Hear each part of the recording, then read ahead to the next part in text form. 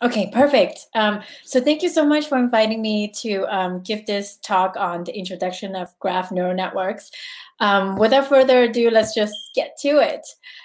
So my own interest in graph neural networks is that so I'm from Lawrence Livermore National Laboratory, and currently I'm using graph neural networks in order to learn surrogates of computational fluid dynamics models for carbon capture problem.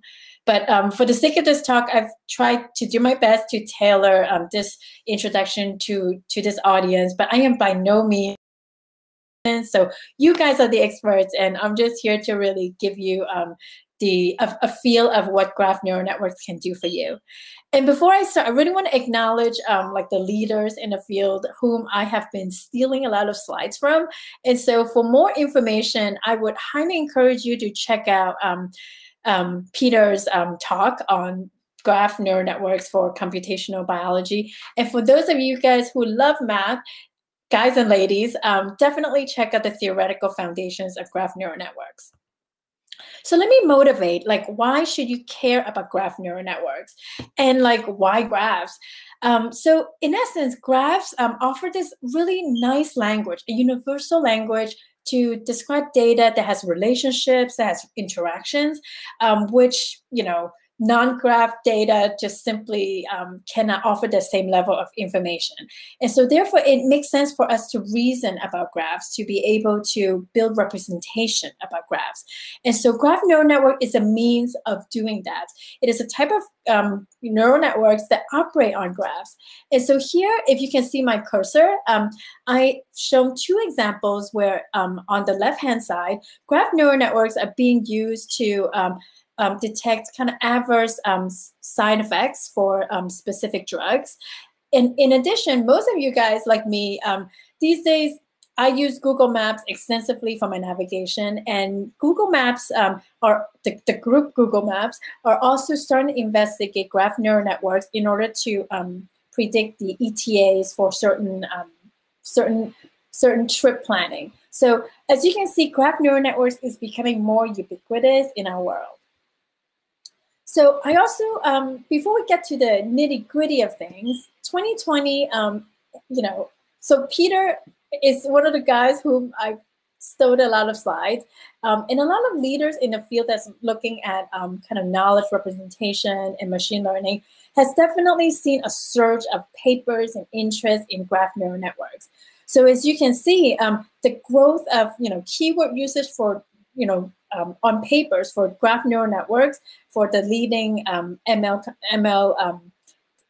paper submissions. For graph neural network, it has really, has this like amazing growth during 2020. And in addition, as you can see in here for the ICLR, so ICLR is one of the top machine learning conference. Essentially, graph neural network is starting to become up there as one of the highly cited topics. So in essence, it really, if you're going to get into machine learning for, computational biology problems, definitely graph neural network is one of the tool of the year that you should look into. So before I get into the math, let me kind of motivate by a success story. So molecules in general, they're graphs. So it makes sense to kind of model the molecules as graphs, so atoms as nodes and bonds as edges. And what a graph neural network does is that you can actually take this model and then train it on curated data so that we might be able to predict things such as like adverse effect. And so for this specific MIT group, they decided to use a curated data set to predict whether the drug will inhibit E. coli. And then so once that model, that GNN model is trained, GNN is short for graph neural network, then they decide to apply it to a much larger data set of molecules so that they could find a smaller set of promising candidates so that a human can review it to see whether some of those molecules might be of interest. And so what they've what they found is that through this endeavor, they discovered that helicin, which is previously like overlooked, was actually a very highly potent antibiotic. And so this sort of led to this great like success story that by using graph neural networks, that we're able to kind of triage the huge number of candidate molecules in order to find some of the very promising molecules for antibiotic development. And so this is one of the great success story, of GNN in the area of biology. And so now that I've sort of motivated, with this kind of nice story about GNN and how it's kind of received some fame through that antibiotic candidate discovery, let's talk about it more deeply through motivating. What do we mean by graph neural networks, and what are some of the building blocks? So at the core of it, we have graphs. And what we want, given a graph, we want to learn what's called embeddings. And again, embeddings is a fancy math word for give me a vector that represents what that object may be. So as you can see on the left-hand side, we have these graph with the nodes and edges. What we want to do is that if this community of purple nodes are similar, then we want to kind of embed it or kind of map it to a lower dimensional space where all the purple nodes are clustered together and things. So since purple and the blue is kind of far apart, so then in this so-called embedding space, they should also be far apart. So essentially think of it as this so-called embedding is like kind of a compression of what this graph information is to this kind of lower dimensional space of just vectors, so that we can use these vectors to do other kind of inference further down the line. And so how do we do this? The way we do this is that we have an original graph, the network, and I keep talking about this embedding space. So this embedding space is simply some usually lower dimensional space whereby when you map the actual node to itself in this embedding space, we call this process encoding, that the similarity in the original network between the nodes is also preserved in this embedding space. So in a nutshell, that the similarity in this embedding space is preserving the similarity in the original network. And so we use the word onc to represent what's called encoding. So we do this because in essence, like, with the original network, we can't really feed this into a machine learning model without kind of translating everything into vectors, because machine likes numbers. So in essence, that is why we're doing this. We're embedding these nodes so that we can have these mathematical vector representation of these nodes so that we can do other processing. And two key components is that we need this encoder mapping, right? So we call it the encoder onc that maps each node to its lower dimensional vector in the embedding space. And the similarity function that specifies how the relationship between we call these the embeddings or the latent vectors in the embedding space sort of map back into the relationships in the original network. So in this case, what we usually do is that the similarity between the nodes in the real network, generally we try to learn these embedding vectors such that their dot product should be, if they are similar, then the value of the dot product should be, so they should be positively correlating. So the dot product should yield a high number if U and V, the nodes from the original network, are similar. So with the kind of priming you guys into thinking about, okay, now we have graphs and we're kind of mapping them into mathematical vectors. So how do graph neural networks come in? Graph neural networks, they are the encoders. In essence, when you have a graph like this, and for now I'm just using undirected and we're just focusing on this very simple example, and we're focusing on this node called XB, right? Essentially, my encoding function within a graph neural network is what's called a permutation invariant function. It operates on the node itself and its neighbors. And oftentimes the neighborhood also includes itself. So that's why here this term, this big X and B, represent the neighborhood of X, and is shown here. So again, this picture looks just like this picture, except now I've kind of shown you guys that for our embedding, it has to be a permutation invariant function. And what that means really is that if the nodes are kind of like shuffled around, we should still get the same embedding, because we don't want our embedding, our encoding function to be kind of sensitive to the node ordering. So same thing, this is the raw, this is the original network, and this is the embedding space. Sorry, the latent space. And so once we have this graph neural network, what we can do is that we can take the raw network, and then we can use the graph neural network to find its corresponding latent vectors. So again, it's analog in the embedding space. And then so it's analog, it's called latent vectors. And so what we can do is that we can use these and pretty much feed it into another function, and it could be a neural network to classify nodes. Or alternatively, we can take a whole bunch of these nodes and take a look at the latent, or the H vectors, and kind of combine them together in a way that we can do some kind of classification on the graphs themselves. Or we can even examine the edges so that we could do link prediction. So essentially, once you have a graph neural network that's trained, you're able to do classification on the node and graph level, as well as doing link prediction. So graph neural networks come in 3 flavors, and in here there's some math, but I'm going to try to walk you through it so that it's not too much. So the 3 flavors of graph neural network is essentially convolutional, attentional, and message passing. And I will explain to you a high level difference between them.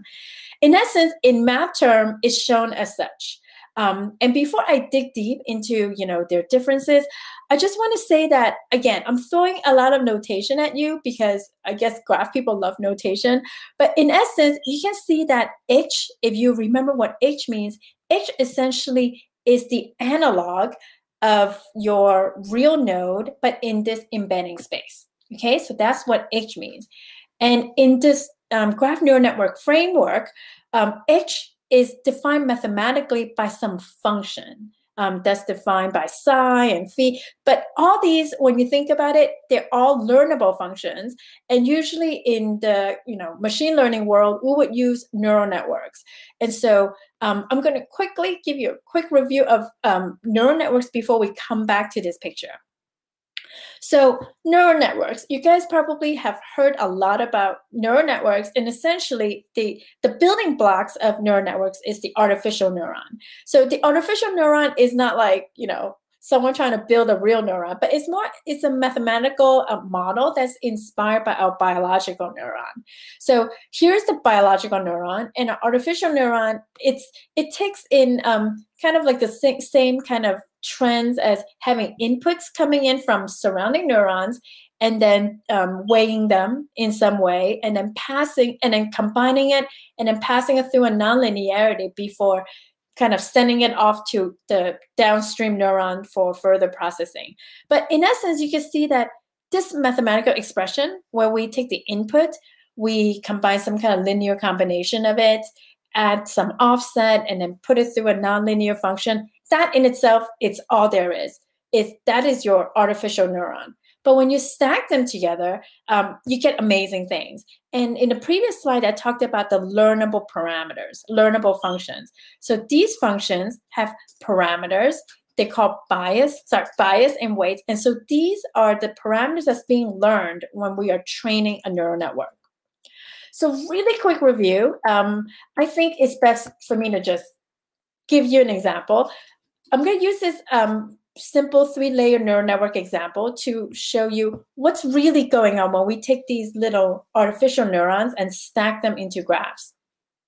So input layer is is your input. And at this point, the previous slide, I kind of talked about one neuron, but now I'm talking about an entire layer. So my X here is a vector at this point. And then when we kind of go to the next layer, right, we essentially did exactly what I showed you in the last slide, but in a vectorized form. We multiplied the input with a weight matrix and then added with a bias vector, and then we pass it through a nonlinearity. And that in itself is the output of the first hidden layer. And so we do this again to the second hidden layer until the end, where the output layer usually is just another weight, but we omit the nonlinearity. And in itself, this is your 3-layer neural network. And so why did I talk about this? Well, okay, sorry. Here are also the weights that are supposed to be learned during training of a neural network. The reason why I covered this is that we were on this slide previously when we talked about how the latent vectors, again, the edges are the analogs of the real nodes, but in the embedding space. We model those using these mathematical functions composed as such, as you can see. And you see these mathematical function has these like Greek letters, but I'm saying that we use the Greek letters essentially we use neural networks for them. And at this point, you should know that neural networks is essentially neurons kind of stacked in layers. And so they have parameters that are learnable. And so during the training of graph neural networks, we also learn these parameters. So at this point, let's move on. So I was at the point where I was telling you that graph neural networks come in 3 flavors. And really the difference between the 3 flavors, the convolutional, attentional, message passing, is in the way that the neighborhood. So let me dial back and explain what this means. So N represents the neighborhood of the node I. Okay, and J in NI, simply just say loop over all the neighbors in my neighborhood and do this math here. And this math for the convolutional graph neural network, it's simply that the features, the neighbor features, right, these size are aggregated by fixed weights. Sorry, I need to just drink a little bit. Okay, so they're aggregated by fixed weights. And so the kind of the symbol that looks like a cross with a circle is an aggregation operator.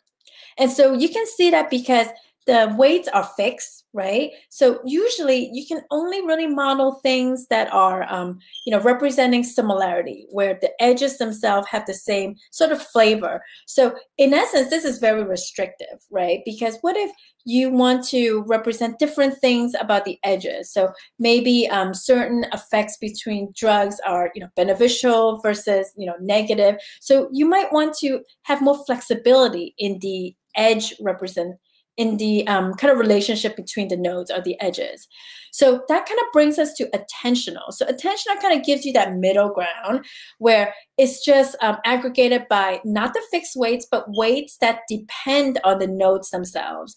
And in the machine learning world, we also have this other model that's called attention models. And so it's called attentional graph neural networks because most of the time, this paradigm, under this paradigm, people use what's called attention weights to achieve this. And so the attention weights is really like, what is the relevance of node A to node B? And so this offers a more flexible framework than just these fixed weights in the convolutional GNN paradigm. But then the most flexible is message passing, where the 2 nodes together, they get to sort of create these messages that are vectored, that are vector messages where you will pass across the edges. And so you can see that these 2 are scalars, but then once you need more flexibility, perhaps you need to pass more than just a number, but actual, separate attributes, then you might want to use an actual like message passing GNN. And even though this is the most flexible and generic, this is also the hardest to scale and learn.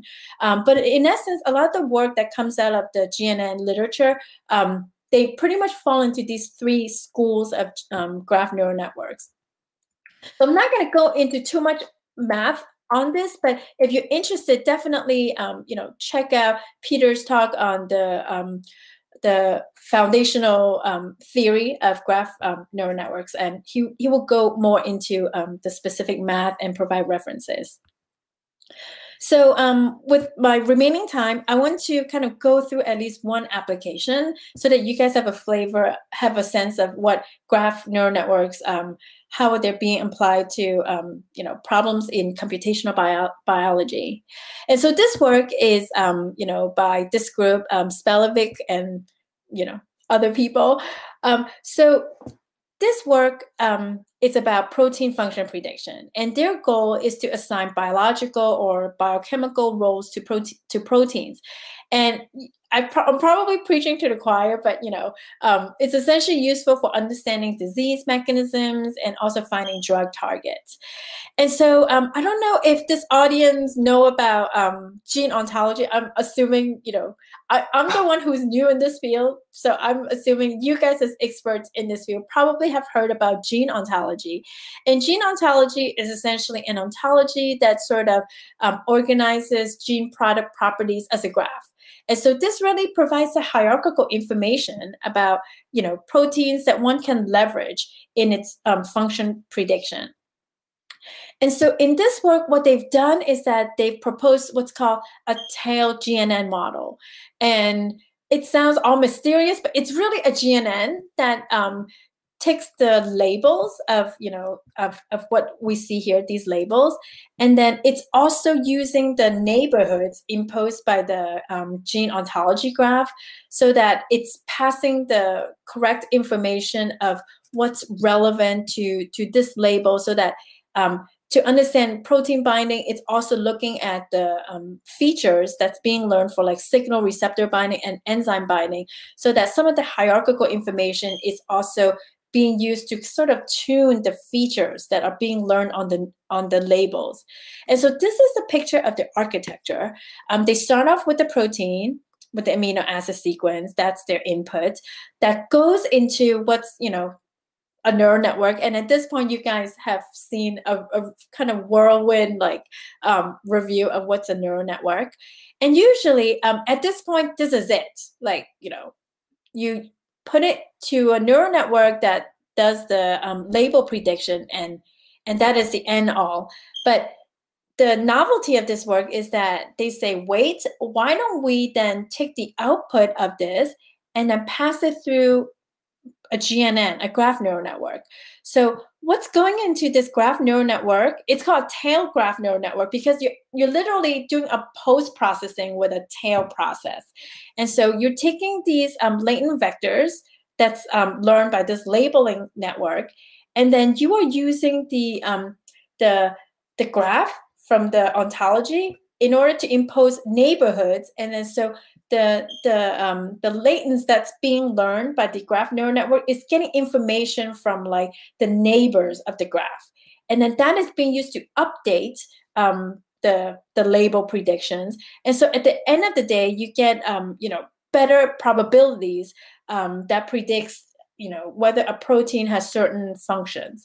And so they found that, so what I showed you is that if you stop right here, then that's the labeling network. But if you go all the way using the tail GNN, then you get essentially the benefits of the tail GNN. And the specific benefits is shown here. So if you stop at the labeling network, you only get these numbers here. But then if you add the GNN, and in particular, remember I talked to you about how in all these graph neural networks, you have that funny operator that looks like a circle and a plus. So that's the aggregation function that takes in the features of your neighbors and combine them together. If you decide to do sum as the aggregation operation, then that gives you the most gains. So in a nutshell, this is yet another kind of hopefully an interesting piece of work that would be relevant to your work in the case if you guys are doing protein function prediction. But again, in the interest of time, I've only chosen this paper because I thought maybe this is of the most interest to you guys. But there's a lot of work that's being done a lot of ongoing efforts to apply GNN towards many problems in computational biology. And I, highly encourage you guys to really, seek them out and check this topic out. And, for those of you guys who may not be in machine learning yet or not in computer science, don't fear, because there's actually a lot of wonderful resources out there. There's a lot of great talks being put online, and a lot of software libraries as shown here, as well as the data set. So Kirsten just mentioned about the JGI data set, which I'm not as aware about, but if you want to kind of start from fundamentals and learn about, graph neural networks, these are kind of like, nice small data sets. Well, some of them are big. It's kind of easier data sets for you to kind of get your hands and, get some experience with graph neural networks. And so with that, this is my summary, and I think I am good to take questions at this point. Thank you so much, Brenda. Yeah, if you could stop the screen share, I think. Sure. Okay. Great. Yes, we have a couple of questions that came up in the Q&A, and the first one that came in was, is there any hardware that you recommend for graph neural networks? GPUs, CPUs, are there memory limitations? Yeah, so so the question is, what kind of hardware considerations would one, need to think about when they start doing work with graph neural networks? So as with neural networks in general, I highly recommend that you have access to a GPU cluster, just because during the training process, so that's the process when you are learning the parameters in your graph neural networks, it can be very computationally expensive. And so therefore having a GPU or access to GPU either on-premise, meaning if you're at school or at a company where you could buy your own GPU machines, that would be great, especially if you're doing kind of longer term development. But if you just want to, get some instances, there's definitely cloud resources through Google or Amazon that you can use to train your models.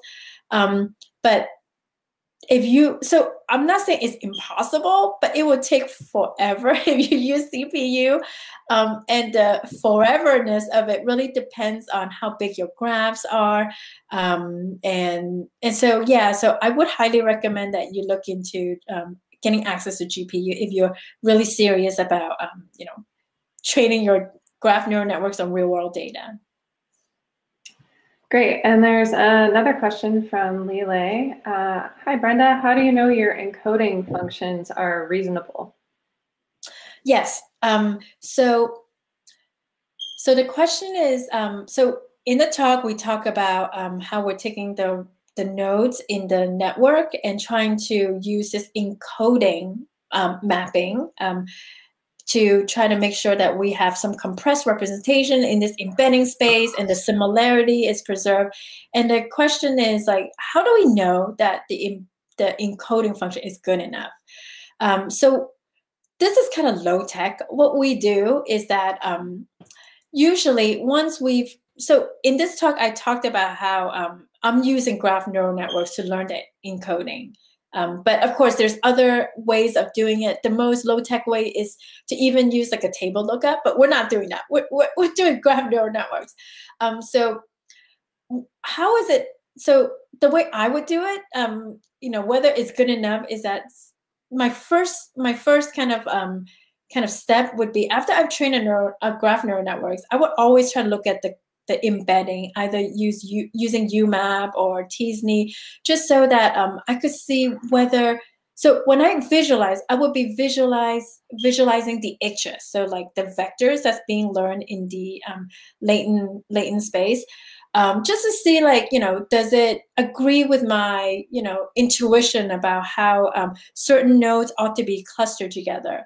And of course, if you have ground truth about whether the nodes in the real world network, sort of what their actual function is, or some ground truth on how they are actually, similar in real life, then you might use those numbers to sort of compare against the numbers that you are learning in the embedding space, just to see like if they agree. But in general, I think I know visualization is not visualization to me, I think it's a very important tool, and that as humans we have like, I guess we've kind of evolved to really see patterns. So my first kind of recommendation is to always visualize your data even before you put it in, so that you can get an understanding of the data. And then also once you have the results, in addition to making sure that your graph neural networks has sort of converged. And so that's yet another topic on